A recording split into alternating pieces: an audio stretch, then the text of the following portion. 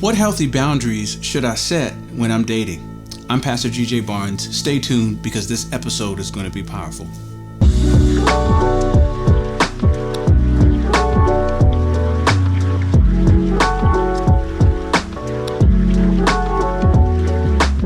I'm Pastor GJ Barnes, and welcome to our channel where we learn how to live better lives by having better relationships. Today, we're going to be talking about how do you set boundaries when you're dating. I want you to realize something. It's very important that when you're dating, you set boundaries. It's also important that you set boundaries because without them, you could be establishing a weak foundation for a future relationship which might come. Without boundaries, you may find that you are moving too fast, or without boundaries, you may experience unnecessary drama in the relationship. And so I've got a few lines that you want to make sure that, especially when you're dating, you do not cross, because crossing these lines can cause unnecessary problems, not only in the short term, but also in the long term. Boundaries are important because you want your dating life to be healthy. You want to be a person with dignity and integrity. And if this relationship should progress, you want it to be on a strong foundation. So I want to talk about 7 lines that should not be crossed,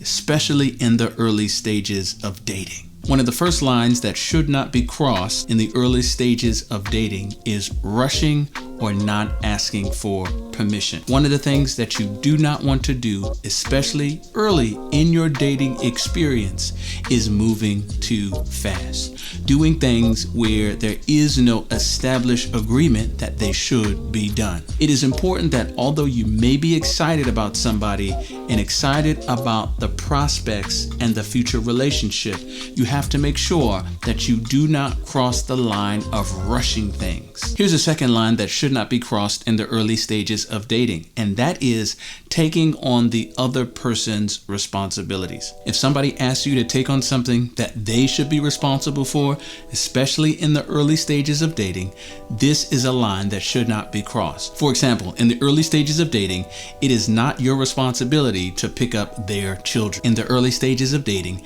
it is not your responsibility to pay their bills. In the early stages of dating, it is not your responsibility to deliver bad news to somebody in their family. It's important that these lines are not crossed. Here's the third boundary that should not be crossed in the early stages of dating, and that is providing sensitive information.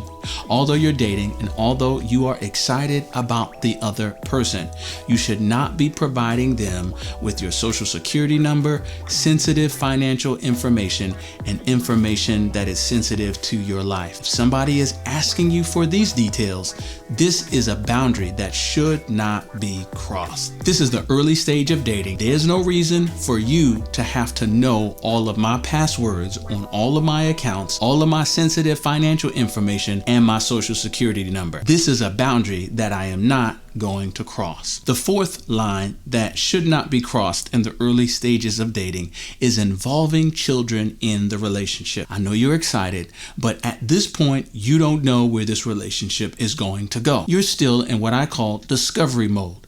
And while you're in the discovery mode, you don't want to get children involved in it. The reason being is because this encounter may not last long. You may be in a process of discovering a lot of people, and you don't want to have your children exposed to a whole bunch of people that you really don't know. And so your kids will be wondering what happened to this person or what happened to that person. And you're exposing your children to trust people that have not earned that trust. This is a boundary that you have to set, especially in the early stages of dating. Number 5, here's a line that should not be crossed in the early stages of dating, and that is making major financial actions toward the other person. In the early stages of dating, you should not be making large financial contributions to somebody else. I know they may have a lot of drama going on. I know their story may be compelling, but you should not be writing big checks, sending big amounts of money, or calling your bank trying to wire a lot of money to somebody else. We're just in the early stages of dating. This is the discovery stage, and that is a boundary and a line that you should set and you should not cross. God forbid you don't want to be in a situation where somebody put on a good show in the beginning and the truth is they were really just after your money. Make sure you set that boundary and don't cross it. Number 6, another boundary you should set, especially in the early stages of relationship, is what I call excessive neediness. Now, an excessive neediness is somebody who has an excessive need to stay in contact with you all the time. So you may have dated the person one time on one day and it was cordial, it was nice. Perhaps there's some great prospects ahead. That doesn't mean that now you ought to be able to have this person texting you and calling you every hour on the hour, or this person trying to figure out where you are, what you're doing every single moment of your life. This right here is excessive neediness. This is a line that should not be crossed. This is a boundary that should be set, especially in the early stages of an encounter with somebody that could progress on to a relationship. One of the reasons why is that if they're showing this excessive neediness already in the beginning, you can be sure that this is a result of some kind of baggage or some kind of issue that they have not resolved in their past. And until they resolve that, it is not wise to progress forward into some deeper relationship. Set this boundary, set this line, and make sure it's not crossed. Number 7, another boundary that should be set, especially in the early stages of something that could progress to a relationship, is physical